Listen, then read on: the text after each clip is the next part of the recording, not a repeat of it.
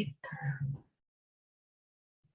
Assalamualaikum warahmatullahi wabarakatuh. Sebelumnya, terima kasih atas kesempatan dan waktunya sehingga kelompok kami dapat mempresentasikan materi pada mata kuliah Sistem Informasi Manajemen ini.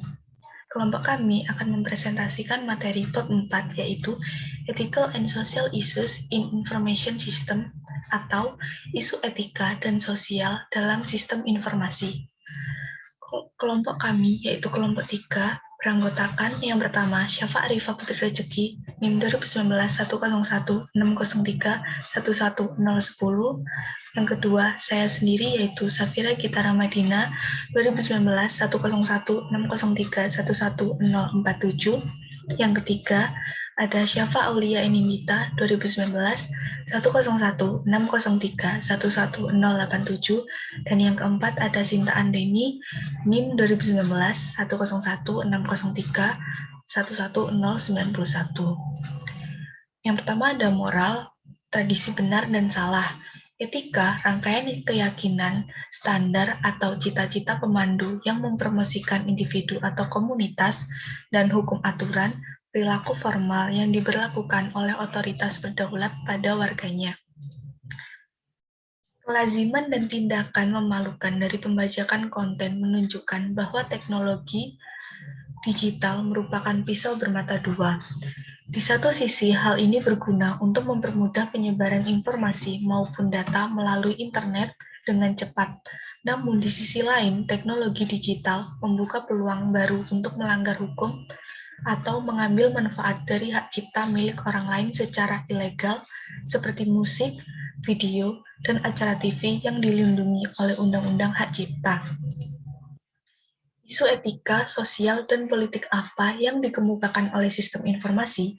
Etika mengacu pada prinsip benar atau salah yang dilakukan individu, bertindak sebagai free moral agents, berguna untuk membuat pilihan untuk membimbing suatu perilaku. Sistem informasi menimbulkan pertanyaan baru mengenai etika untuk individu dan sosial, karena mereka menciptakan peluang untuk meningkatkan perubahan sosial sehingga mengancam distribusi energi, uang, hak, dan kewajiban yang sudah ada. Isu etika dalam sistem informasi telah memberikan urgensi baru oleh perkembangan internet dan e-commerce.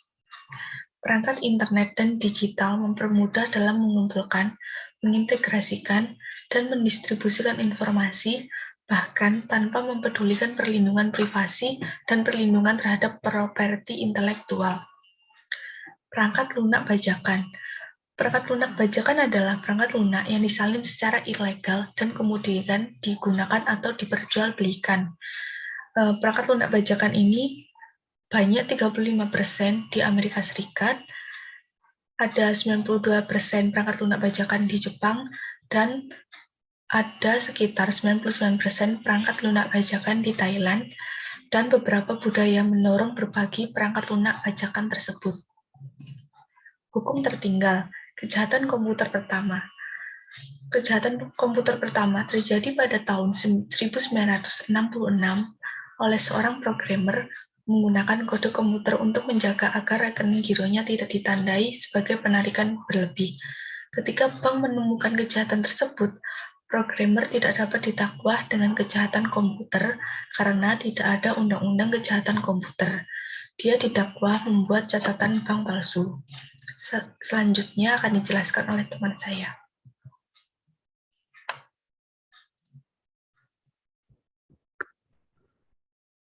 Sebelumnya, terima kasih pada kesempatan yang diberikan.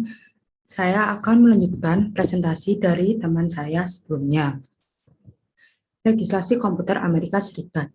Yang pertama, Undang-Undang Kebebasan Informasi tahun 1966, yaitu memberi warga dan organisasi hak untuk mengakses data yang dipegang oleh pemerintah federal. Yang kedua, Undang-Undang Pelaporan Kredit yang adil tahun 1970, yaitu menangani penanganan data kredit. Yang ketiga, hak atas Undang-Undang Privasi Federal tahun 1978, yaitu kemampuan pemerintah yang terbatas untuk mencari catatan bank. Yang keempat, Undang-Undang Keamanan dan Pendidikan Komputer Usaha Kecil tahun 1984, yaitu memberi nasihat kepada Kongres tentang hal-hal yang berkaitan dengan kejahatan komputer terhadap usaha kecil. Yang kelima, perangkat akses palsu dan undang-undang penipuan dan penyalahgunaan komputer, yaitu menjadikan kejahatan untuk mendapatkan informasi yang tidak sah yang berkaitan dengan keamanan nasional atau hubungan luar negeri dan memberikan perlindungan lainnya.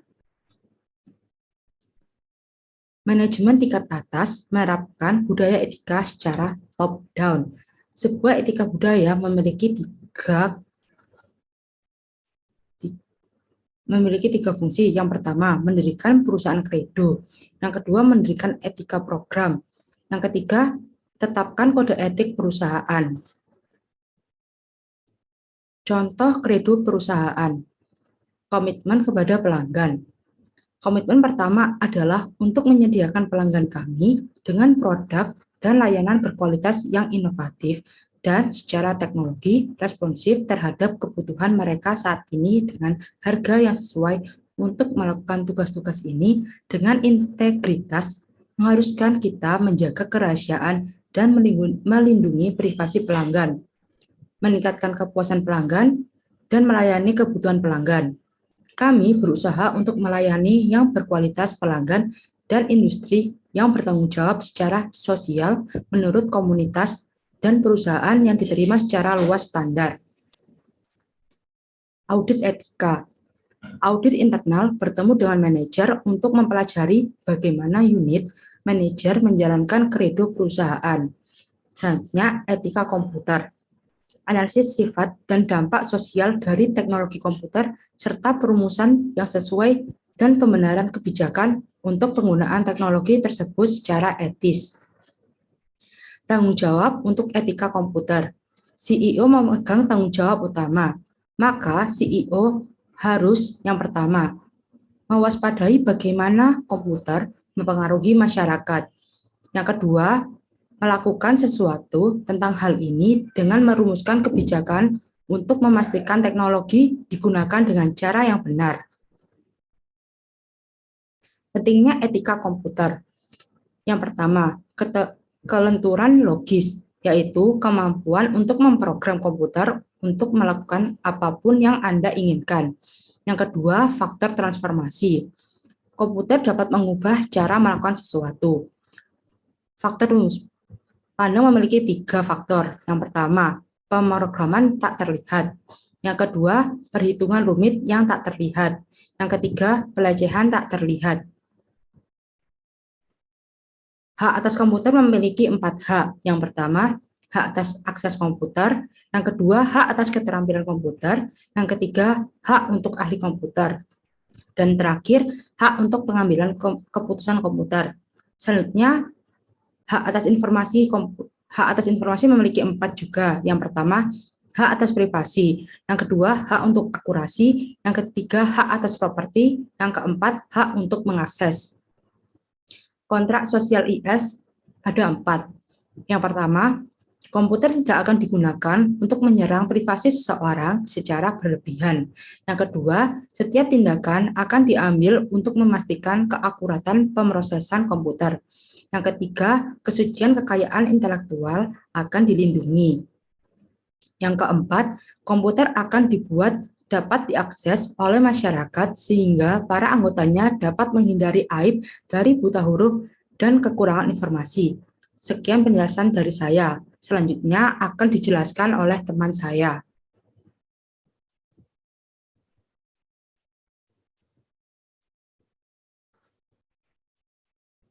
Di sini saya akan melanjutkan penjelasan dari teman saya. Nama saya Syafa Aulianindita, NIM 2019 1016 0311 087. Selanjutnya mengenai pentingnya etika komputer. Untuk kelenturan logisnya, kemampuan untuk memprogram komputer untuk melakukan apapun yang Anda inginkan. Faktor transformasinya, komputer dapat mengubah cara melakukan sesuatu. Faktor tembus pandangnya, pemrograman tak terlihat, perhitungan rumit yang tak terlihat, pelecehan tak terlihat. Selanjutnya, etika dan CIO. Persepsi tentang etika CIO. Pertama, jangan memanfaatkan peluang untuk bertindak tidak etis. Yang kedua, etika melahirkan kesuksesan. Yang ketiga, perusahaan dan manajer memiliki tanggung jawab sosial. Yang keempat, manajer mendukung keyakinan etika mereka dengan tindakan. Selanjutnya, CIO dipengaruhi oleh hierarki faktor. Perilaku CIO dipengaruhi oleh faktor-faktor hierarki seperti yang terlihat pada gambar, yaitu ada hukum, kode etik prosesi, atau kode etik profesional, lalu ada tekanan pribadi, lalu ada tekanan sosial, dan budaya etik perusahaan. Etika-etika ini dapat mempengaruhi kinerja manajer secara langsung maupun tidak langsung.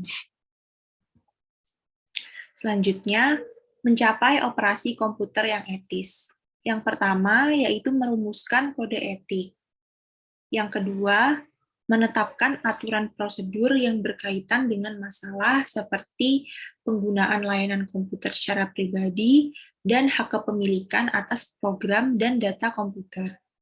Yang ketiga, memperjelas sanksi yang akan diambil terhadap pelanggar seperti teguran, pemutusan hubungan kerja, dan tindakan perdata.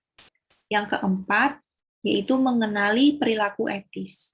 Yang kelima, fokuskan perhatian pada etika melalui program-program seperti sesi pelatihan dan bacaan wajib. Yang keenam, mempromosikan undang-undang kejahatan komputer dengan memberitahu karyawan. Yang ketujuh, menyimpan catatan formal yang menetapkan akuntabilitas setiap spesialis informasi atas tindakannya, dan juga meminimalkan godaan pelanggaran melalui program seperti audit etika. Yang kedelapan, mendorong penggunaan program rehabilitasi yang memperlakukan pelanggar etika dengan cara yang sama seperti perusahaan yang dapat menunjukkan kepedulian terhadap pemulihan pecandu alkohol atau pelanggar narkoba. Yang kesembilan, mendorong partisipasi dalam masyarakat profesional. Yang kesepuluh, yaitu dengan memberikan contoh. Selanjutnya, mengenai perspektif etika. Jadi, masalah sosial yang parah muncul dikarenakan pemerintah dan organisasi bisnis telah gagal untuk menegakkan standar etika tertinggi dalam penggunaan komputer. Contohnya seperti pelanggaran privasi, pembajakan perangkat lunak. Dalam hal ini, CIO dapat membuat perubahan. Selanjutnya, kode etik layanan informasi. Yang pertama, melakukan semua kegiatan dengan cara mencegah segala bentuk ketidakjujuran. Yang kedua, menghindari tindakan apapun yang membahayakan integritas. Yang ketiga, menghindari tindakan apapun yang dapat menciptakan situasi berbahaya. Yang keempat, tidak menggunakan alkohol atau obat-obatan saat bekerja. Yang kelima, menjaga hubungan yang sopan dan tentunya profesional dengan pengguna, rekanan, dan supervisor. Selanjutnya, yang keenam, mematuhi aturan larangan ajakan dan kebijakan ketenaga kerjaan lainnya. Yang ketujuh, melindungi kerahasiaan informasi sensitif tentang posisi kompetitif organisasi, rahasia dagang, atau aset. Dan yang terakhir, menjalankan praktik bisnis yang sehat dalam pengelolaan sumber daya perusahaan seperti personel, penggunaan komputer, layanan luar, perjalanan, dan hiburan. Selanjutnya yaitu 5 dimensi moral di era informasi. Jadi yang pertama, information, rights, and obligation.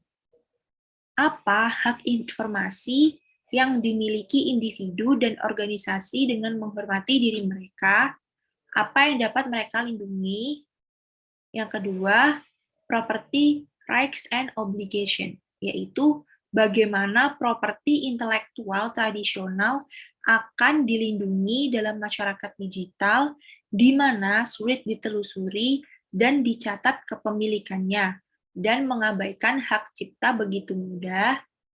Yang ketiga, accountability and control. Siapa yang dapat dan akan cenderung akuntabel dan bertanggung jawab untuk tindakan individu ataupun kolektif yang merugikan hak informasi dan properti. Yang keempat, yaitu sistem quality. Apa standar data dan kualitas sistem yang seharusnya diminta untuk melindungi hak individu dan keamanan masyarakat. Dan yang terakhir, dan yang kelima, quality of life. Quality of life. Apa nilai yang sebaiknya dipertahankan dalam sebuah informasi dan pengetahuan berdasarkan kemasyarakatan, institusi manakah yang seharusnya kami lindungi dari pelanggaran, nilai budaya dan tindakan manakah yang didukung oleh teknologi dan informasi baru. Sekian dari saya. Untuk penjelasan selanjutnya akan dilanjutkan oleh teman saya. Terima kasih. Prinsip spesifik apa yang dapat digunakan untuk membimbing keputusan yang beretika? Ada 3. Yang pertama, responsibility. Elemen kunci dari tindakan yang beretika yang berarti kamu dapat menerima potensial cost, tugas, dan kewajiban. Yang kedua, accountability, ciri sistem dan lembaga sosial yang berarti mekanisme-mekanisme yang bersangkutan ditempatkan untuk menentukan tindakan responsif dan siapa yang responsif.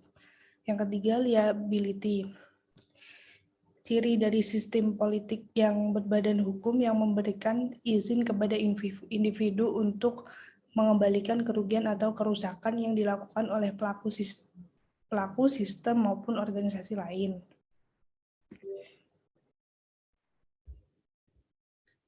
Analisis etika. Yang pertama, identifikasi dan menjelaskan fakta dengan jelas. Yang kedua, mendefinisikan konflik atau dilema dan mengidentifikasi nilai-nilai tingkat tinggi yang terlibat. Yang ketiga, mengidentifikasi para stakeholder. Yang keempat, mengidentifikasi opsi yang beralasan dan dapat diambil. Yang kelima, mengidentifikasi potensi konsekuensi dari opsi yang diambil. Mengapa teknologi sistem informasi kontemporer dan internet menyikapi tantangan untuk melindungi privasi individu dan kekayaan intelektual, hak informasi, privasi, dan kebebasan di era internet. Privasi, klaim dari individu menjadi ditinggalkan, bebas dari pengawasan atau gangguan dari individu lain atau organisasi lain termasuk negara. Klaim privasi juga dilibatkan dalam tempat kerja. Teknologi dan sistem informasi mengancam klaim individu untuk memprivasi dengan membuat invasi pada privasi, profitabilitas, dan efektivitas. Cookies mengidentifikasi pengunjung sebuah situs dan web browser software yang digunakan. Ketika pengunjung telah mengunjungi situs tersebut, web browser software akan melacak kunjungan pada situs tersebut. Hak cipta, kekayaan intelektual. Trade secret, sesuatu informasi di bidang teknologi atau bisnis yang tidak diketahui secara umum karena memiliki nilai ekonomi dan berguna dalam kegiatan usaha, sehingga dijaga kerahasiaannya oleh pemiliknya. Pada pasal 1 ayat 1 UU nomor 30 tahun 2000, copyright, hak eksklusif pencipta yang timbul secara otomatis berdasarkan prinsip deklaratif. Setelah suatu suatu ciptaan diwujudkan dalam bentuk nyata tanpa mengurangi pembatasan sesuai dengan ketentuan peraturan perundang-undangan. Di pasal 1 ayat 1 UU nomor 28 tahun 2014. Patents. Hak eksklusif yang diberikan oleh negara kepada penemu atas hasil penemuannya di bidang teknologi yang untuk selama waktu tertentu melaksanakan sendiri invensinya tersebut atau memberikan persetujuannya kepada pihak lain untuk melaksanakannya. Pada pasal 1 ayat 1 UU nomor 14 tahun 2001. Selanjutnya, bagaimana sistem informasi mempengaruhi hukum untuk membangun akuntabilitas, liabilitas, dan kualitas dalam kehidupan sehari-hari. Teknologi dan informasi terbaru menantang para penegak hukum dan praktisi sosial untuk menaungi individu dan institusi yang akuntabel untuk melindungi kepentingan orang lain. Walaupun sistem komputer telah efisien, ada beberapa dampak negatif yang ditimbulkan. Komputer yang error dapat menyebabkan masalah serius pada individu atau organisasi. Komputer juga bisa memicu masalah kesehatan seperti stres berlebihan, computer vision syndrome, dan technostress. Terima kasih. Wassalamualaikum warahmatullahi wabarakatuh.